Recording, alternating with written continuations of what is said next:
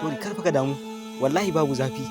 da wannan abu kaman pinches ana danna ta yatsu sun fita wallahi sai kuɗi kai ma aka datse haka aka yi kaga jamfan nan ma a ciki na saya da wannan wayan kake kallo a kuma yanzu yatsa biyu ka siyar ba zafi abun yatsa uku ne ma da na kasan nan ai wallahi ba zafi yawwa labai ashe kun yi so wallahi mun iso labai ya gajiyan ku ya la wallahi aiki labai kai kullu a cikin aiki kake to ai in dai bara a daina zuwa karban kuɗi ba mu ko bara mu daina yanke yatsu da hannaye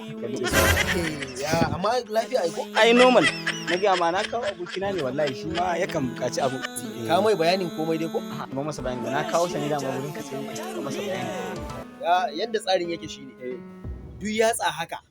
naira 50,000 ce haka 50 haka 50 haka 50 yanzu haka 200 kenan wannan fa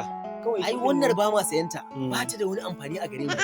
idan ka yadda zaka sayar da dundulmin gaba daya naira 500 ce sai mu shiga aje a cire maka kai ba malam duka a cire nan naira 500 wallahi sai da a ƙara wani abu dukan amma kai na gaya maka daina kawo mutane masu taurin kai ka ba gaban ai kai ka san tsari na san yana na zuwa labai kana ga musiyar ka tayi mun kana nasiya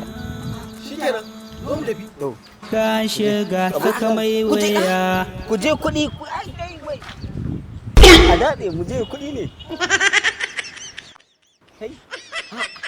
yau abokina kuma dungulmi zai koma ni biyu na sayar da na kafa shi kuma gaba ɗaya ma nan ɗin zai cire dungulma uke nan